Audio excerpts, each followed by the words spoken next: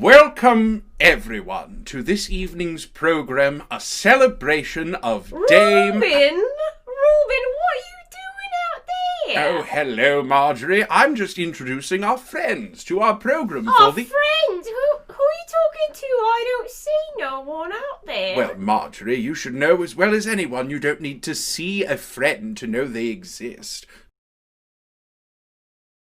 Oh, you're on the Zoom, are you? Yes, we're on the Zoom. Would you like to join us? Well, I've got my kettle on right now, but suppose I can join you for a little program. Wonderful. Why don't you pour us some tea, and then we can start with a biography of our subject for the evening, Dame Agatha Christie. Agatha Horsty? Agatha Christie. Agatha Christie. Agatha Christie. Agatha's parents were actually foster siblings. Her Irish mother, Clara, had been born to a widow in 1854, and her mother, Mary Ann, Agatha's grandmother, couldn't afford to rear her and her brothers on a meager income. So, Mary Ann's recently married sister Margaret West and her new husband, Nathaniel Miller, agreed to raise young Clara. Eventually, Clara married her foster father's son from his first marriage, Fred. When Nathaniel died, he left Clara a modest 2,000 pounds. It's actually equivalent to a $250,000 inheritance today. Fred and Clara used this money to purchase a literal villa where they raised their family. Madge, Monty, and Agatha. Agatha married Clarissa Miller, in fact. Allegedly, Clara and Fred hadn't decided on a name yet upon arriving at the labor and delivery ward, so they gave her all of the names they were considering. Agatha described her childhood as very happy, spending time between her grandparents and a year abroad in France with the family, Mon chéri, and the villa. Her siblings were 10 and 11 years older than she was, and seeing as there weren't many other children in the area, Agatha spent much of her childhood alone with her pets and imaginary friends. Eventually, though, she made friends with a few other girls her age, and together they performed in a youth production of the Gilbert and Sullivan's The Yeoman of the God. Agatha played the hero, Colonel Fairfax, and later called it one of the highlights of my existence.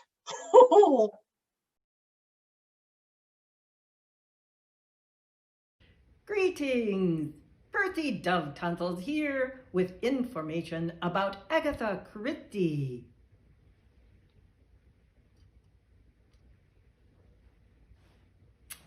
My, that is tasty. Pity the abstainer. On to Miss Christie. Agatha's mother, Clara, believed that Agatha should not begin to read until she was 8. Agatha was so tempted by the forbidden word that she started reading by age 4. Though her sister Margaret had been sent to boarding school, Clara insisted that Agatha be homeschooled. Her parents and sister facilitated her studies in reading, writing, arithmetic, and music. She learned to play the piano and mandolin and later studied to be a classical musician. In spite of her mother's feelings about underage reading, Agatha loved the works of Edward Lear and Lewis Carroll, later moving on to Charles Dickens, Alexander Dumas, and Walter Scott. Agatha wrote her first poem at age 10, The Cowslip.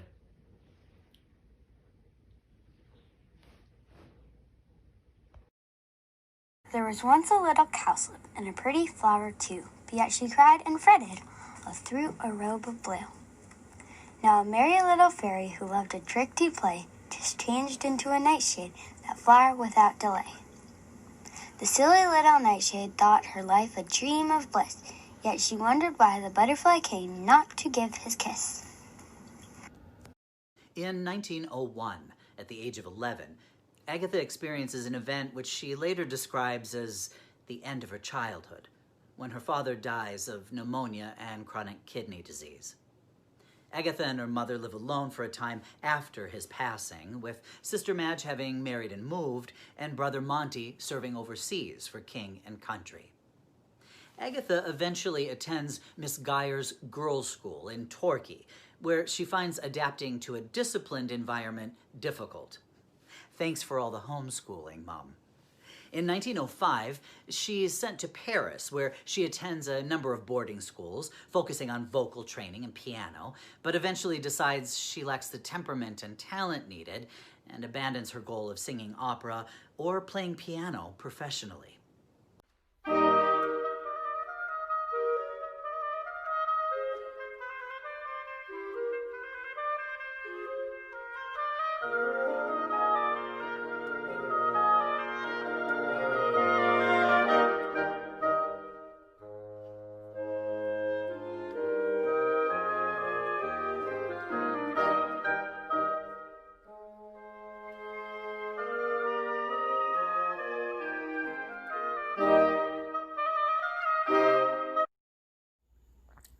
So my starting point for this project was remembering my experience working on And Then There Were None, directed by Brian Joyce at TRP.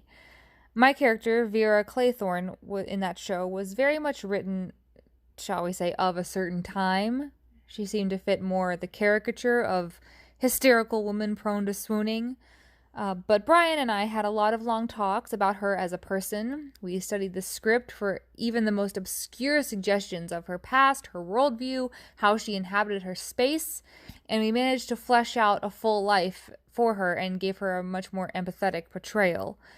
For this photo series, I wanted to find a Christie character who I'd really love to play myself. One who wasn't the swooning secretary or the femme fatale or the maid. Luckily, I was able to find Eileen Bundle Brent, the tomboyish it girl from The Secret of Chimneys, 1925, and The Seven Dials Mystery, 1929. She's independent, fiery, and doesn't need a man to save her. She does have a love interest, but she chooses him not because he rides in like some knight in shining armor, but because she sees him as a suitable companion for her life, for her story, her adventures. She can be blunt, with a very dark, deadpan humor, and she's someone who I think Christie's audiences in her own time would have found very intimidating, which is why I liked her. What makes Agatha Christie's collection of work so valuable and useful is that we can mine it for characters who are still relatable to our modern sensibilities. I mean, Bundle lived 100 years ago, but I can still see so much of myself in her. I see a strong woman who is in charge of her own destiny, who stands up for what she believes in, and who surrounds herself with people who won't hold her back and who will in fact support her in her own worldviews and how she chooses to live her life. And I was very proud to portray her for this little project. So thank you, Bundle.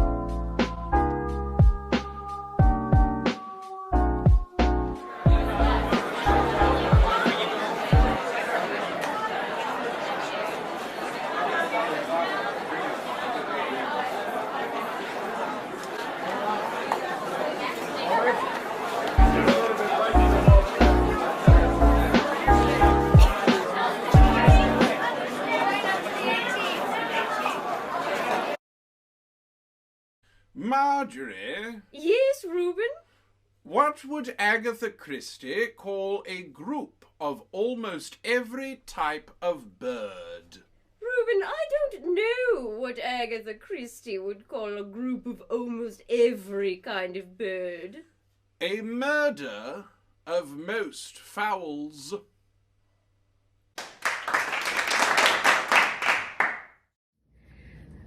All right, Miss Garces.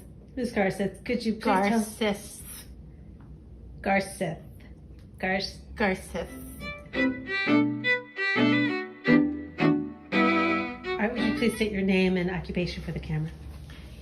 My name is... You can look at me. Look at me. Oh, I'm a senior VP of Robotical Development at Slim Cat Synthetics, and I'm a self-proclaimed Agatha Christie superfan.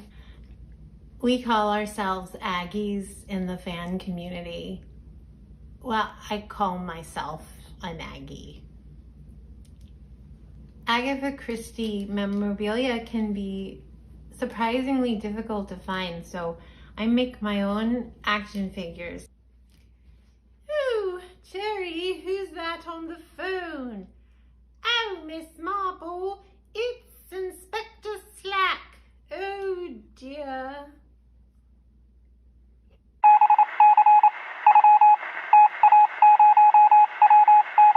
Agatha returns home from school, and her mother's health is a little unstable.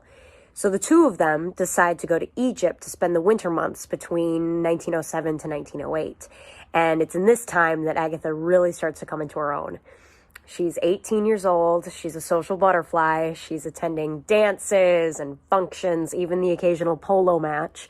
Agatha's social calendar continues when she returns home to Britain, eventually engaging in some amateur theatrics with friends, including an all-female play called The Blue Beard of Unhappiness. Hi, I'm interested in that play. The same year after returning home to England, Agatha starts writing more seriously. While recovering from her sickness, she writes her first short story, The House of Beauty.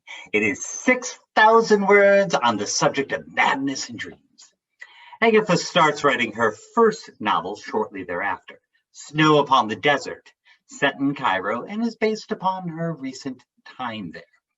She reaches out to 6 publishers under the name Monosyllabia and is rejected by all 6.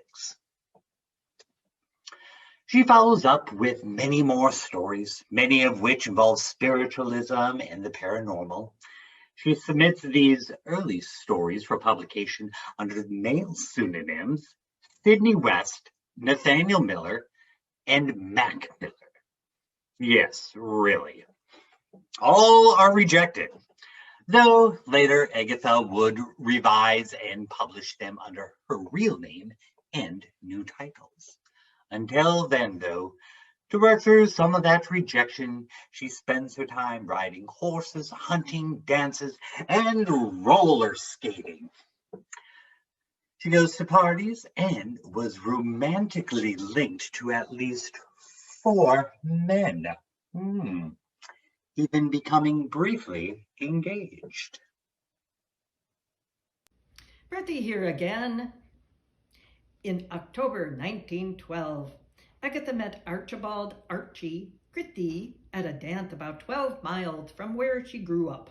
The son of an barrister in the Indian Civil Service, Archie was an army officer in the Royal Flying Corps. The two quickly fell in love. 3 months after their meeting at the dance, Archie proposed, and Agatha accepted.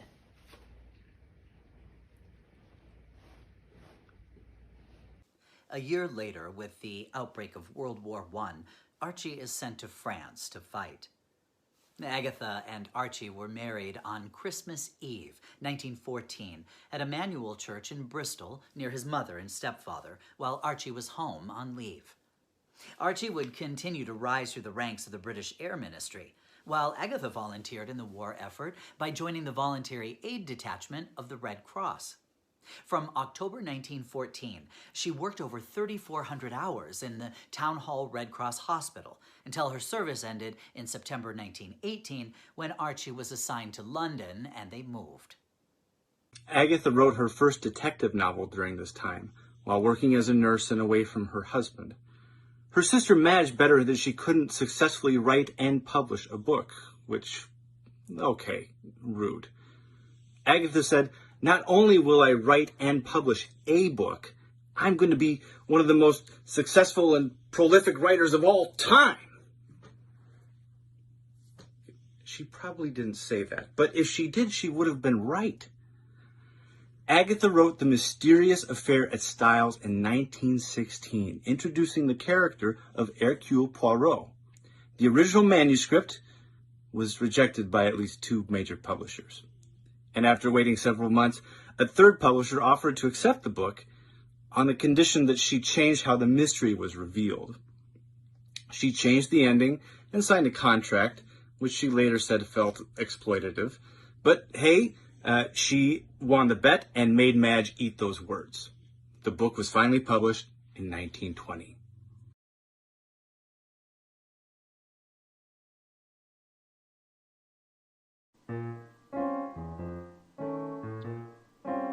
Cyanide, arsenic,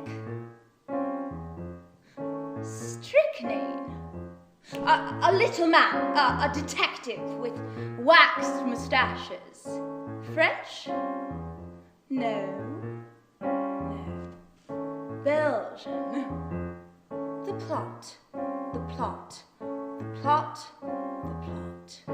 Where to begin? There's the old cliché with the husband who wants his wife done away with, or there's the old reliable butler, he does in the missus and steals all the cutlery. No. The plot. I should have kept up with my singing and playing piano and had a career as a lyric soprano. This book, well, I'm sorry I ever began. No, I can't write a book. Why'd I bet that I can? No, plot. I've got a plot. That's what I overlooked. That's what I missed. Take an ordinary plot and then give it a twist as the obvious killing you first suspected. But if you're skillfully misdirected, you're caught by surprise on page 183, and you haven't a clue who it turns out to be. The plot. An elderly widow, new husband, grown children, and various family friends. A family fortune, suspicion, and jealousy. Murder is how it all ends. In a mystery, of course, murder's only the start of it. Enter the Belgian detective Poirot. He'll stroke his moustache and he'll get to the heart of it, solving the case in one brilliant blow. Now the characters. Cynthia, Alfred and Dorcas the maid, Lawrence and John and Mary John's wife, and don't forget old Mrs. Emily Inglethorpe, rather a pill, who felt a bit ill, went into convulsions that ended her life. Poor Emily. Now the clues. There are so many, but which to choose? A locked box, opened by force, a quarrelling couple, these close to divorce, a missing cup, a false beard, a letter that seems to have disappeared, a signature forged, a dangerous drug, coffee and candle wax stains on the rug. Cynthia never took sugar in her coffee. And why was a fire lit in midsummer? And what about the freshly planted bed of begonias? And what was the murderer's motive to kill? And what of the footprints outside of the sill from a paper half burnt? Poirot has learnt Emily Inglethorpe rewrote her will, being possessed of sound mind. I am possessed of sound mind. I am possessed.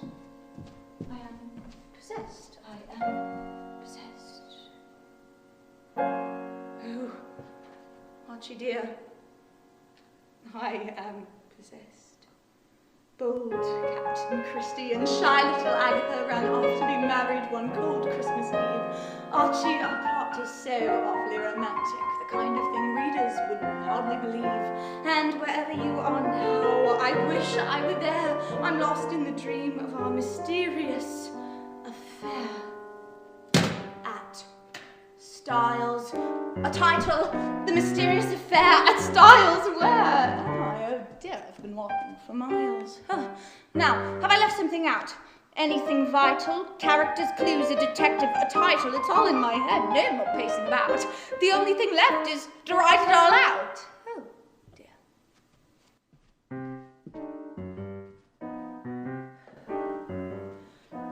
The Mysterious Affair at Styles, Chapter 1. I suppose that's the natural place to begin. No stalling, Agatha, time to dive in. You took the bet and you know you can win. Page 1. Page 2. Page 3. Page 10. Page 20. Page 30. Page 40. Goodness, what time is it? Where did the hours go? Did I have dinner? Perhaps I forgot. Oh, dear, it's been ages, but look at the pages and pages and pages and pages and pages and pages and pages and pages, all filled with my plot. What a lot. Almost through? No, I'm not. On with the plot.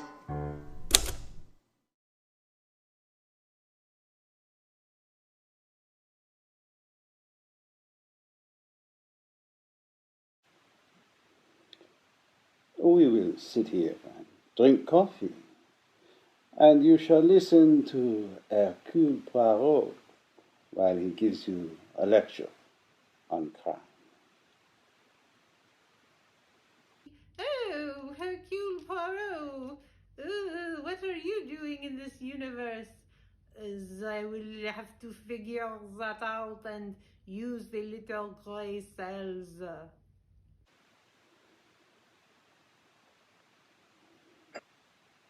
Wherever there is human nature, there is drama.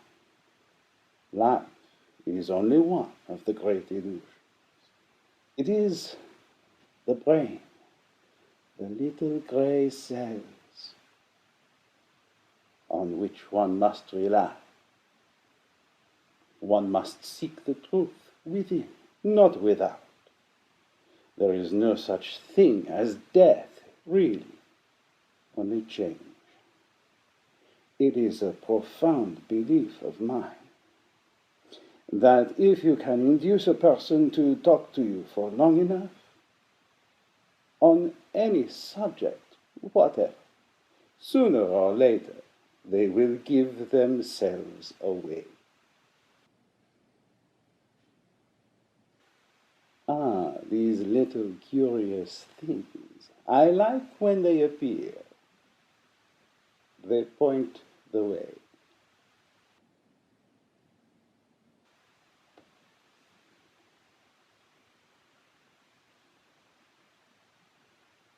I cannot eat these eggs. They are of completely different sizes.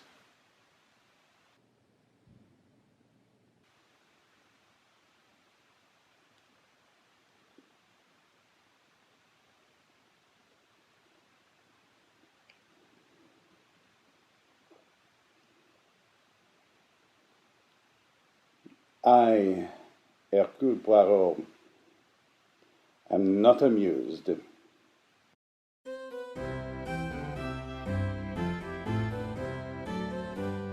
What attracts you to Agatha as a director? Although Christie is not studied in academic theater, her drama has entertained a century of people. Audiences love to watch her plays, whether the literature is well written or formulaic.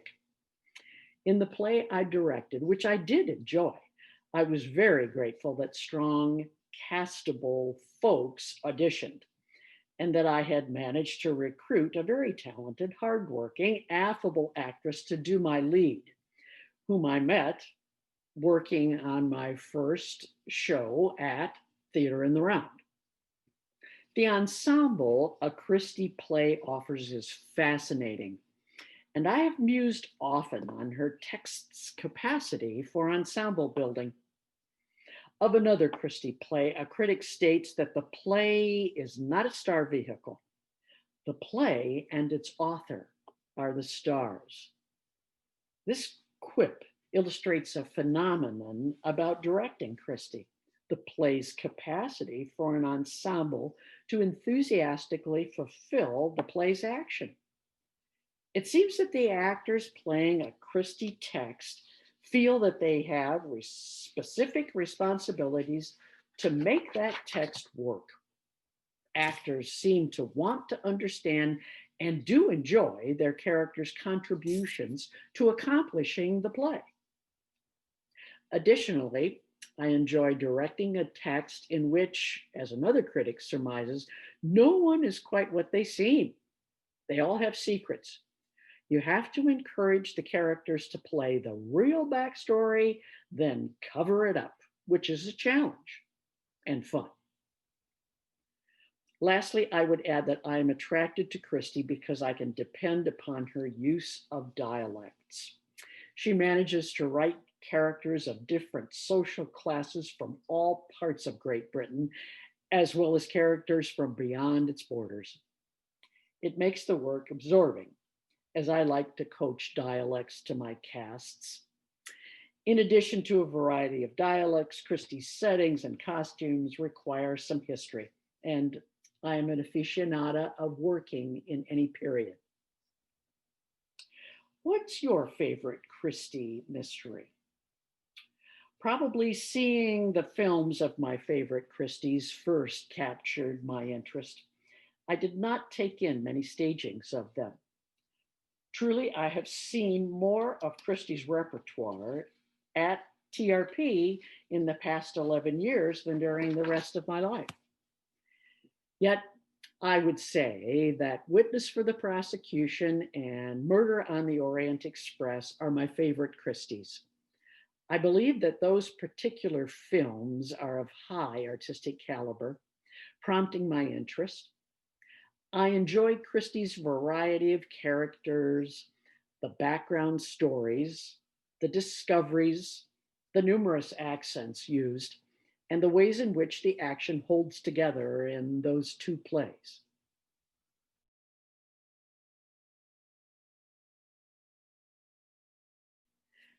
Who's your favorite Christie character? Well, several. Sir Wilfrid Robarts in Witness, Poirot in Orient Express, and Miss Marple wherever she appears. All of these characters drive the texts, have equal measures of humor and intelligence, and see the world as a place which must abide by the golden rule and the rule of law. This is my niece. We have a lot in common. She's also an Agatha Christie super fan. I've seen Murder on the Nile twice. Death on the Nile. Twice.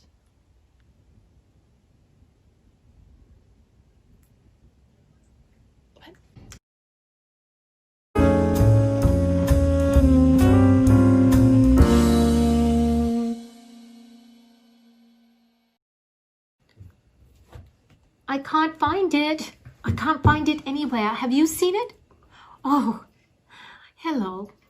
I'm Dora Bunny, and I'm here to give you a snippet of A Murder is Announced by Agatha Christie. But I need the Gazette. I always read the Gazette Friday morning after breakfast, and here it is, Friday, October 13th, and I don't know where it is. I live here with Letty. Well, Letty lets me live here. Letty and her sister Lottie and I were childhood friends, and then Lottie got sick, and poor Lottie. Poor Letty. Anyway, there are other people who live here. Philippa and her son. She's a widow, poor dear. I think she's Letty's favorite. And then there's Mitzi. She does the cooking. She's from Hungary, and she's vile and angry and goes into rages, and she yells at me if I go into the kitchen, even though I only want to help. And then there are the brother and sister. I think they're cousins of Letty's. Patrick and Julia. They bicker all the time, and Julia has a sharp tongue, and Patrick, who knows what Patrick does? Patrick! He had the Gazette last. Let's see. Oh, there it is. Yes, and I was reading the Gazette, the ads. But this one is disturbing. I can barely read it. A murder is announced and will take place on Friday, October 13th at Little Paddocks at 6:30 p.m. Friends, please accept this as the only intimation. Oh, I don't know what to think of this. And Letty laughs it off. She says it's a joke. And then the neighbors read it and they stop for a visit. Mrs. Swettingham and her son Edmund. Edmund is the writer. He hasn't written anything. They're concerned. And then Miss Marple comes by and she's concerned. She's so kind to me. She brings me flowers and listens to me. But she can't be here this evening. Well, we all gather together at 6. And we chat and have drinks. And watch the clock. 6:29. 6:30 and the lights go out.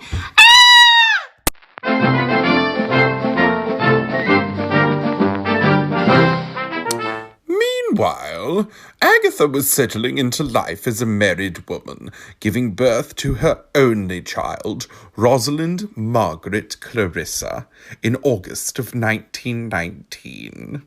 Archie left the Air Force after the war ended and took a job in the financial sector with a relatively low salary. The young family of 3 was still able to afford a maid because the global economy was different.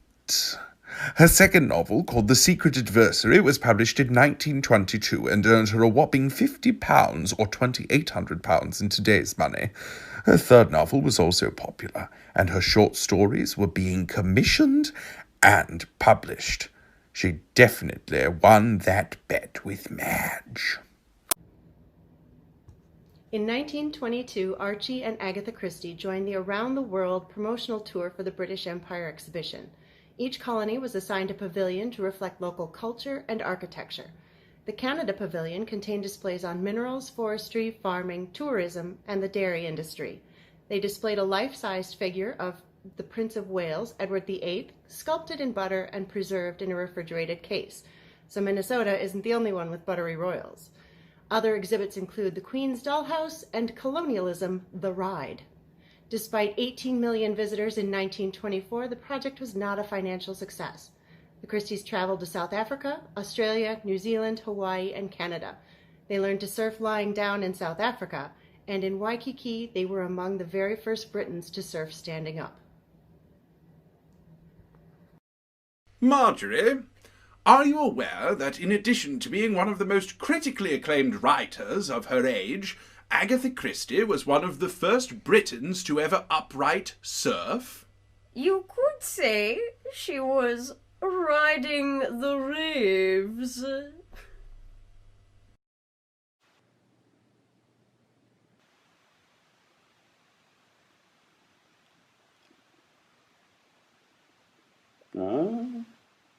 But life is like that. It does not permit you to arrange and order it as you will. It will not permit you to escape emotion, to live by the intellect and by reason. You cannot say, I will feel so much, and not more. Life, whatever else it is not reasonable. I haven't been able to find Reuben, but it's time we got started anyway. Let's see here. Marjorie! Reuben, there you are! Marjorie, where have you been? Where have I been? Marjorie, I've been listening to a rather exhilarating, never-before-heard audio drama. Audio drama, you don't say. Oh, I could say drama or drama. It doesn't matter. It's wonderful either way. Can't wait, Reuben. Let's give it a listen, shall we?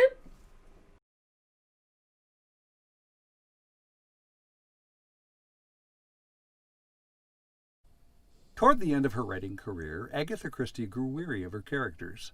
She wanted to try something new. We now imagine a manuscript from the Lost Files of Agatha Christie.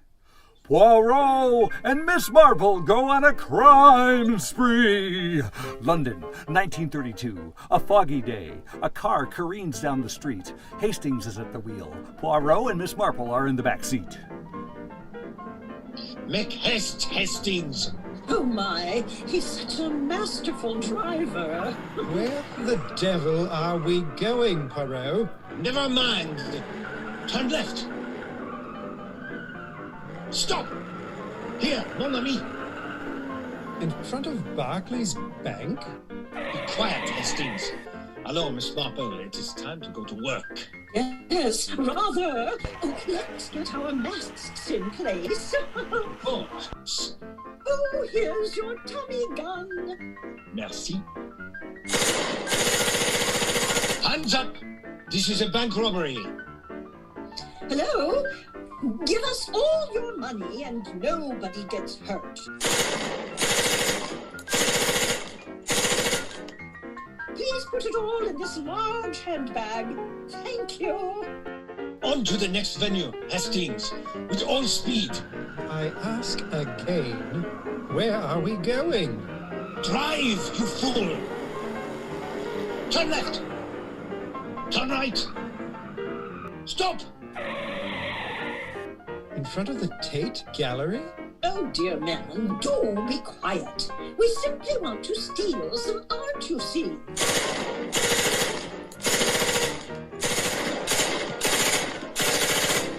Oh, I'm not sure what to say.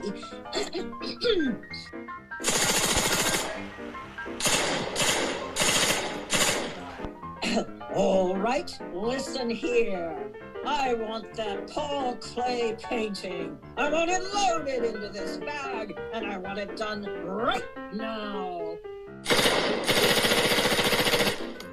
Oh, do step on it. Listen to what she says.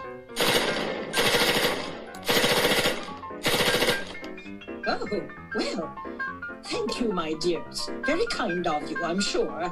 Mademoiselle, we must flee. Drive! Hastings, drive! Where to, Poirot? Yours is not to ask questions. Your job is to drive. Righto. No! Turn left! Oh, he does have a steady hand on the wheel, doesn't he? Here! Stop here! In front of Harrods? Yes, quickly. The jewelry department.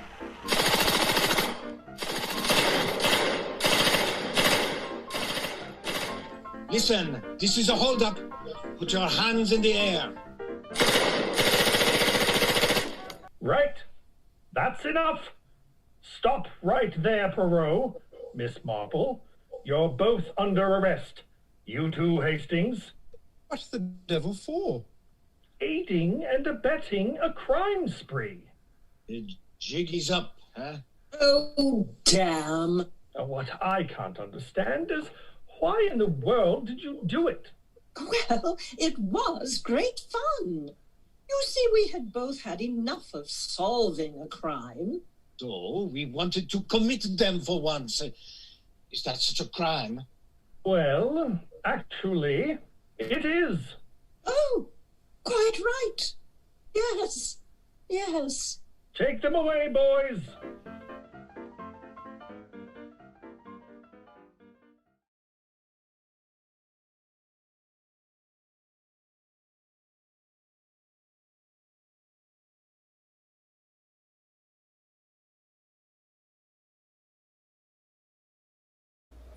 After returning to London, Agatha continues writing, and no longer has trouble selling her work. Agatha and Archie buy their first home in Berkshire, which they rename Styles, after the mansion in her first novel, The Mysterious Affair at Styles. Agatha's mother Clara dies in April 1926, and the loss sends Agatha into a depression. In August of the same year, Archie asks Agatha for a divorce. He had fallen in love with a woman named Navy Neal. On December 3rd, 1926, the two fight, and Archie decides to spend the weekend away with friends, but without Agatha. That evening, Agatha disappears from their home. Her car was found parked above a chalk quarry with an expired license and assorted clothing inside. News of Agatha Christie's disappearance soon went global, aided by a culture hungry for progressively more sensational and scandalous coverage. A reward was offered by a newspaper equivalent to over $8,000 today. Over 1,000 police officers, 15,000 volunteers, and several airplanes searched for Agatha. Sir Arthur Conan Doyle gave a spirit medium one of Christie's gloves to find her. The story was even featured on the front page of the New York Times. Despite the massive manhunt and resources available, she was missing for another 10 days. On December 14, 1926, Agatha Christie was found at the Swan Hydropathic Hotel in Yorkshire. She was registered under the name Mrs. Tressa Neal, using the last name of her husband's mistress. The next day, Christie left and relocated to her sister's home, where she refused visitors and telephone calls. She spent time in the Canary Islands in early 1927 to complete her convalescence. She returned to London and petitioned for divorce from her husband in April of 1928. The divorce was finalized in October of 1928. Archie Christie married Nancy Neal a week later. Agatha retained custody of their daughter Rosalind and decided to keep the surname Christie for her writing. Christie herself rarely acknowledged this darker part of her personal history. Her autobiography makes no mention of the 2-week disappearance period, saying only, "So after illness came sorrow, despair, and heartbreak. There is no need to dwell on it." In 1930, Agatha married an archaeologist 13 years her junior named Max Mallowan. She and Max first met in Iraq on one of the cross-continental journeys that Agatha started taking following the dissolution of her marriage to Archie. Summers spent with Max working on archaeological digs brought Agatha all over the Middle East and Asia, to locations in modern-day Syria, Iran, and Egypt, inspiring such stories as Murder on the Orient Express, Death on the Nile, and Appointment with Death. And now we have a very special guest, our subject for the evening. It is my greatest pleasure to introduce Dame Agatha Christie herself.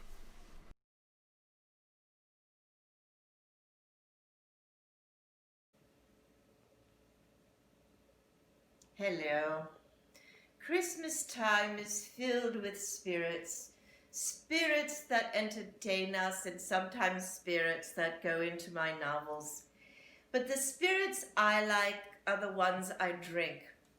And that's why at this festive time, Agatha Christie, whom you all know as your favorite author, sometimes just likes a little nip. And so I do like to think of all of my friends throughout the holiday season. And what spirits come to mind, but of course all of those that my friends have come and helped me create. I like a favorite little nosh and sparkle of beverage at this time of year that was created by my friends Woolsey and Dot, Alexander Woolcott and Dorothy Parker. And I like to call this little thing absinthe, because it makes the heart grow fonder. And so at this time of year, we just like to have a little something to freshen us, rekindle our spirits, and tell us all that we shall have wonderful dreams of sugar plum fairies and also very large and virile men. So, cheers! Yes, just a little something to take the chill off. You know, as I was once saying to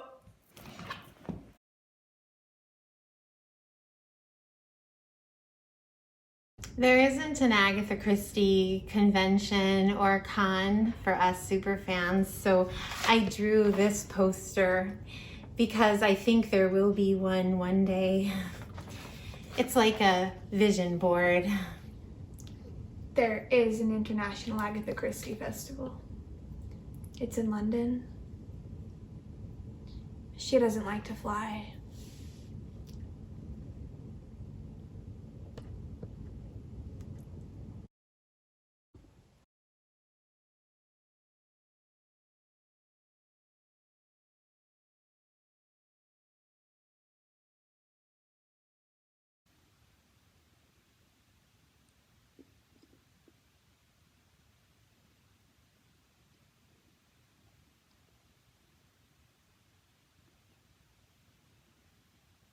There are many things not called poison that can kill a man.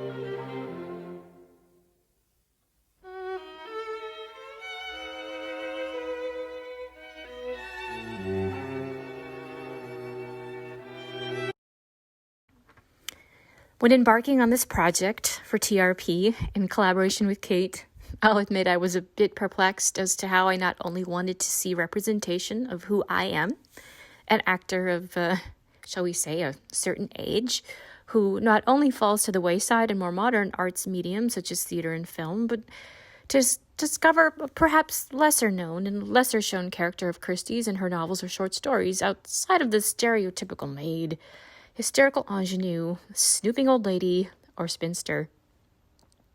Countess Vera Rossakoff appears in only 3 of Christie's works: The Big Four, a novel, and The Double Clue and Labors of Hercules, both short stories. The latter 2 were developed into the PBS Poirot television series as separate episodes.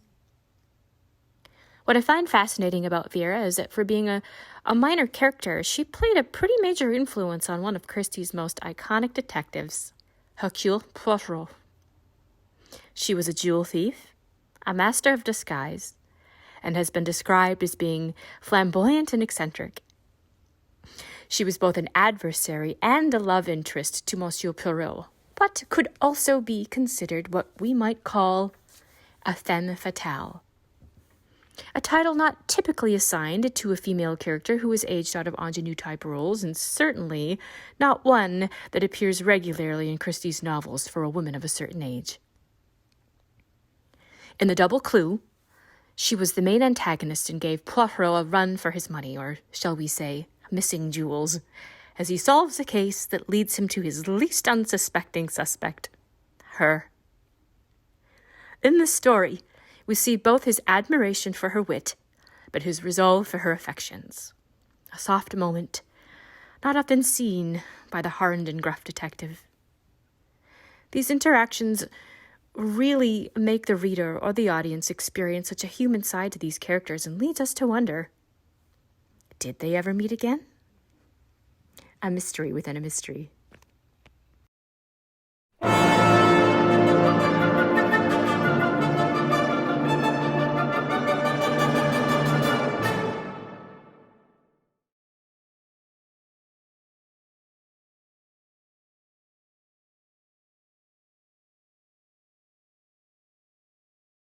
Well, it's interesting because in the books, there's really time to explore these characters and to delve into them. And I feel like they're going to be given short shrift. It's always the focus is going to primarily be on Poirot in the movies. So some of these characters who are drawn so richly in the books are always going to get a little short shrift on screen. And I get it. You have to make compromises and sacrifices when you're condensing a story into 2 hours. Me personally, I felt like the female characters in the book were so richly drawn, and I missed that in the movie. It's almost like that Poirot is the center of the story and he drives the story. And as the observer, it's told from his perspective. But that was just one of the things in this particular version of the movie that I missed. Although I have to admit, I like Lauren Bacall's role, because she very much commanded a lot of the stage time in that film. She was fantastic. Ingrid Bergman was fantastic as well.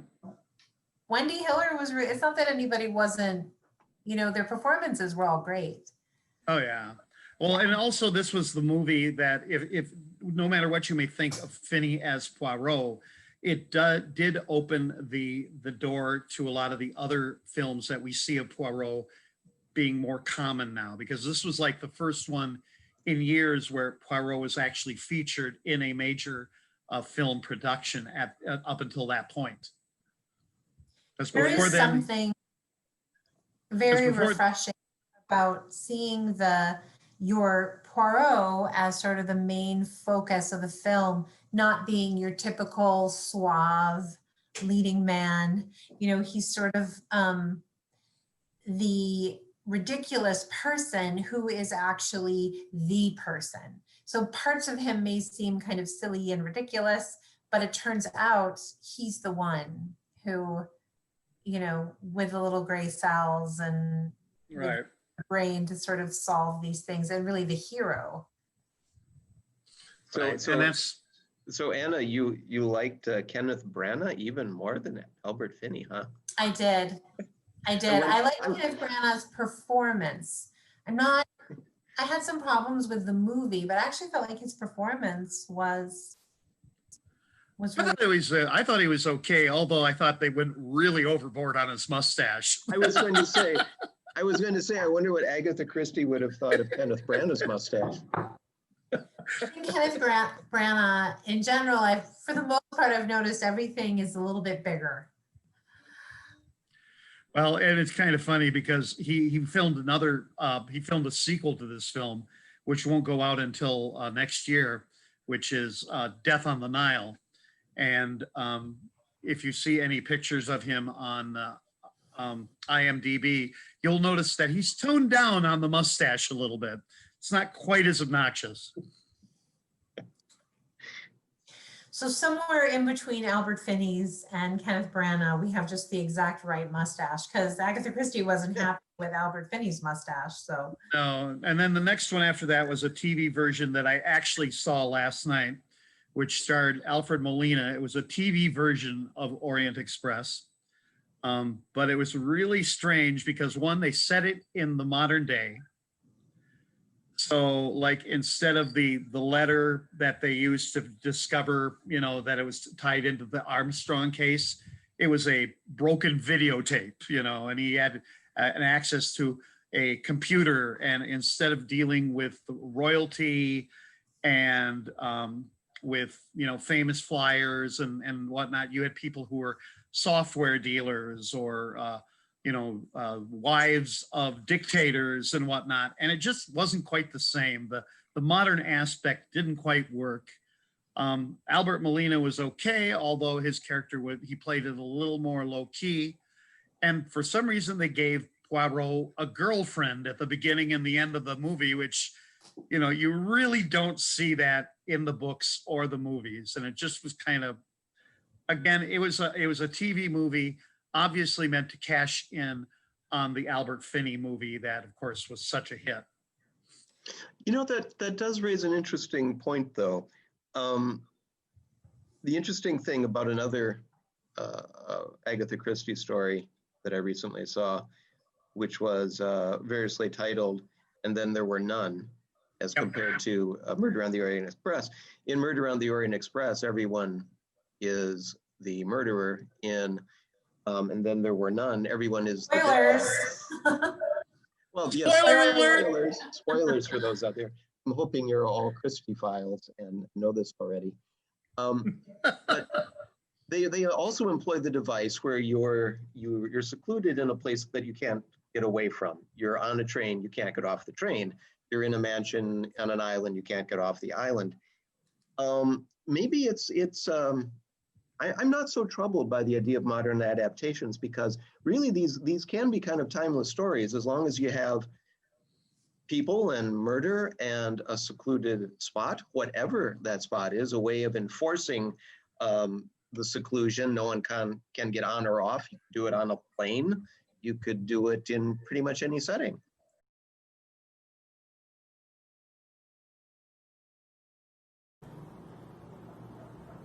But I didn't kill him. I should have. But I didn't. I didn't even know who he was until you discovered it. And then I realized if you knew who I was, you would think that I killed him. Because he was a blackmailer and a swine and the murderer of a darling, innocent child who deserved to live. That is the truth, I swear to God. But I will tell you this. If I had known who that man was, that he was Bruno Cassetti, the man who stole two of the people I loved most in this world, I would have pushed the dagger through his chest myself. And believe me, no other wounds would have been necessary.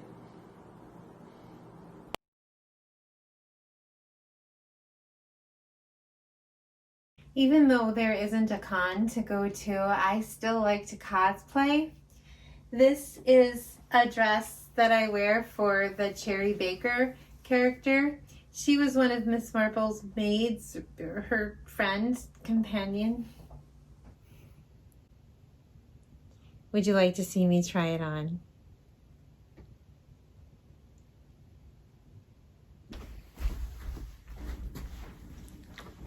Is that the right hat?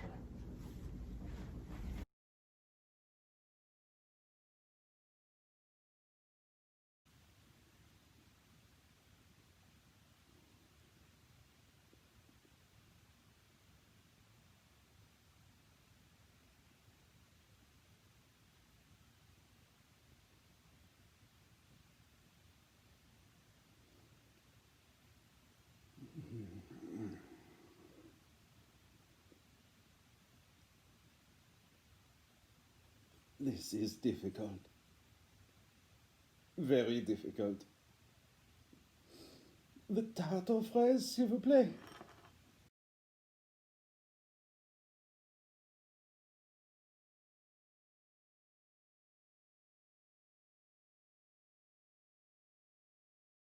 Now back to my plot. The plot. There's Emily Inglethorpe dead in her bed, but there's more to this puzzle than meets the eye. Our little Perrault has some questions to answer, not only who done it, but how and why. John or Lawrence or Cynthia, who? At last, Perrault cries out, Mon Dieu, in that comical way, unmistakably his. Perrault declares the murder is... Well, I'm the first to agree that some rules need bending. You're mad if you think that I'll spoil the ending. We all love a mystery, and what it shows is that people can't see what's right under their noses. We lay out the suspects and clues to the crime, but the fun is in getting it wrong all the time. It's puzzles and trickery, reader beware. A mystery writer will never play fair. Now back to my book. It's a book. I wrote a book. A book. I don't think I'll ever write more than one, but it certainly has been frightfully fun. Let's see. The plot, the crime, the cup, the lock, the stain, the will, the beard, the maid, the letter, the killer, the Belgian detective, the end. Good heavens, I'm done.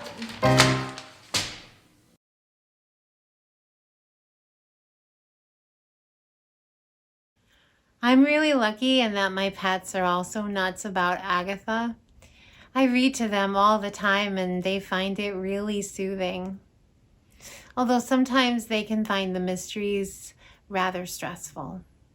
You don't have to be scared, Miss Marple. You don't have to be scared. It's just a story by the world's greatest mystery writer. We love Agatha Christie in our house, don't we? This is Hercule Poirot. He likes to cosplay. Come on, Hercule. He loves his little bowler hat. Look at him. Solve a mystery. You need your glasses, Hercule. Oh, but you love your glasses. Let's put your bowler hat on. You love the way that fits you.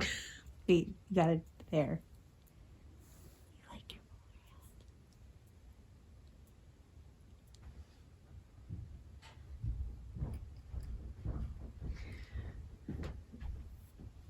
Then there's Miss Marple. She especially likes to explore the Marpelian corner of the Christie-verse.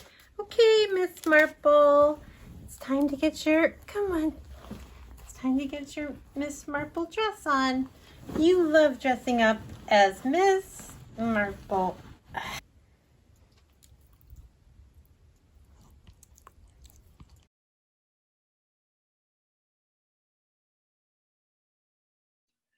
Why do you think Agatha has proven to be so captivating after 100 years? Christie's ability to captivate a century of audiences can be effectively explained by two expert critics of her works. Of Christie novels, and hopefully for her plays, the British reviewer Johann Hari offers: the plots alone do not explain Christie. No, I believe, he says, that the great unappreciated aspect of her work is that she was an intensely and relentlessly political writer. Christie, a genius when it came to narrative, did not write, as is so often supposed, solely to tell fabulously intricate stories. Moral and political instruction is at the core of every Christie novel. Poirot or Marple. I do enjoy Poirot, especially the actors who take him on. I enjoy the Poirot look and the Belgian French accent. However, I adore theatrical characters who are very smart, idiosyncratic women, such as a Miss Marple. Marple practices tough love, but is still very humane and compassionate, knows the ways of the world, and yet sports sensible shoes. I twice performed in a small cast musical called Something's Afoot as a takeoff on a Miss Marple character, and had great fun playing her like a butch Margaret Rutherford in tweeds. Since that introduction to the character of Miss Marple, and from seeing Rutherford portray her on film, this character never fails to amuse. I enjoy her authority, her idiosyncrasy, and of course, her proper Britishness.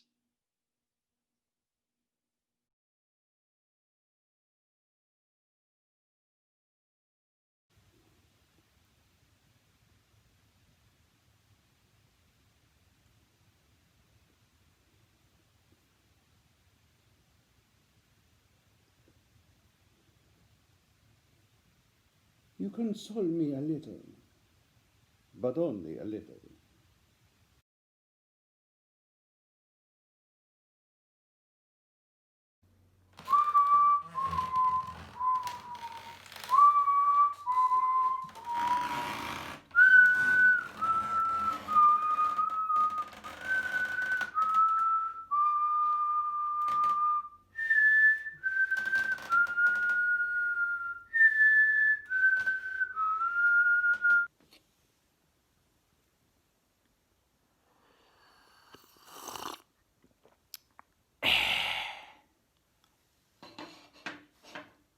Fred Narracott! I should have known it was you all along. Oh, you'll never get away with it. So it was you the whole time? Yeah, it was me. In fact, if you look back on all of Dame Agatha Christie's great murders, it's always been me, Fred Narracott. And now, Mr. Lombard, your time has come. For I am the orchestrator of so many murders. There was the murder on the Orient Express. Wait, I thought the entire crew did that. Everyone in the cabins. No, it was me. And of course, go back for murder. Now, wait a minute, that was Lady Malcolm. No, that was me.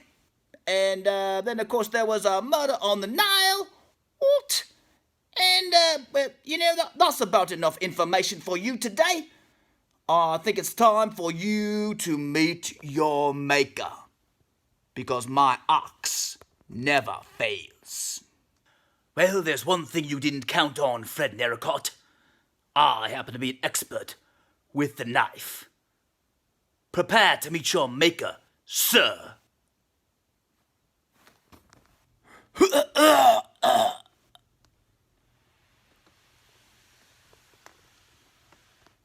And so ends the story of a friend.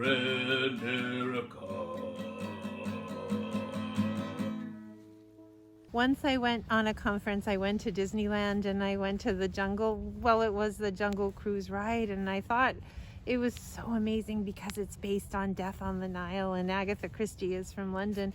Her work made it all the way to Disneyland, and now it's a movie with Dwayne the Rock. Well, I haven't seen it, but it's with Dwayne the Rock Johnson and Emily Blunt.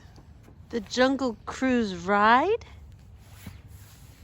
Kathy, that's not based on Death of the Nile. That's just a ride.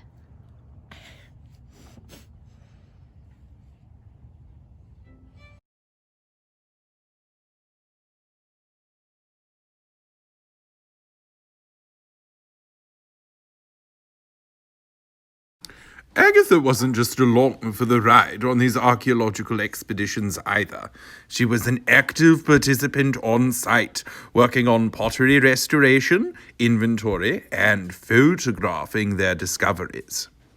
The Great War brought Agatha back to England year-round, where she worked at University College Hospital Pharmacy in London, bolstering her knowledge of poisons, which she would eventually put to great use prominently in her later stories. Christie averaged 2 new works a year through the 1950s, and then 1 debut annually until her death in 1976. During this late period, Christie made the modern-day equivalent of over £2.5 million every single year. Agatha had a different relationship with death from many of her contemporaries. Her stories and characters were enormously popular during her life, and she knew that they would outlast her in death. So she wrote one final adventure featuring Poirot and Miss Marple and placed them in a bank vault not to be published until after her death.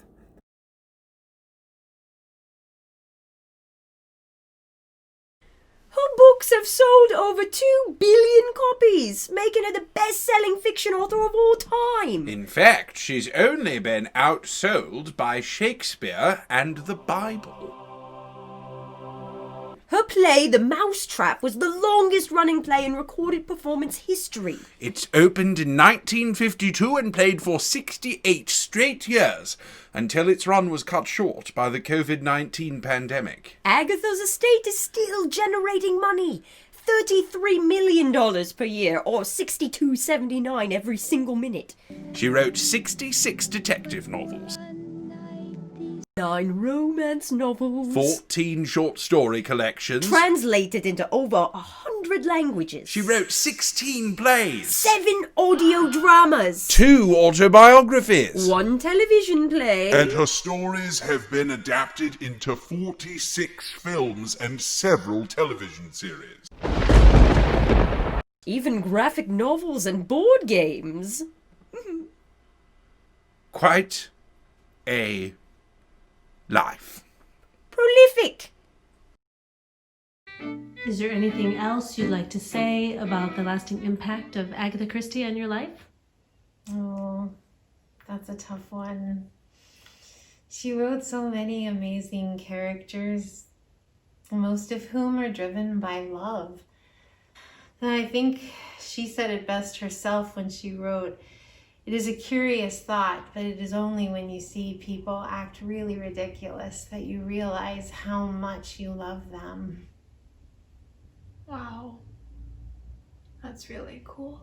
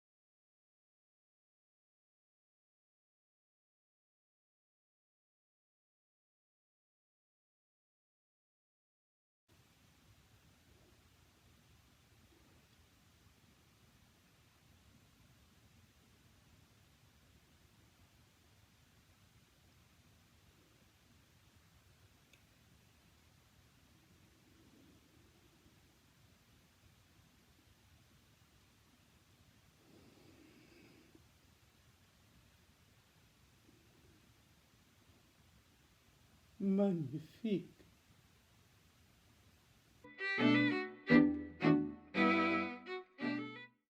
She's written so many books and they're so much fun. I can't wait for her to come out with another one. Another book? Kathy, she's dead. You know, Reuben, I've read enough Hercule Poirot stories this week that I know exactly how to get away with murder. You just keep that in mind, Reuben. Just keep that in mind.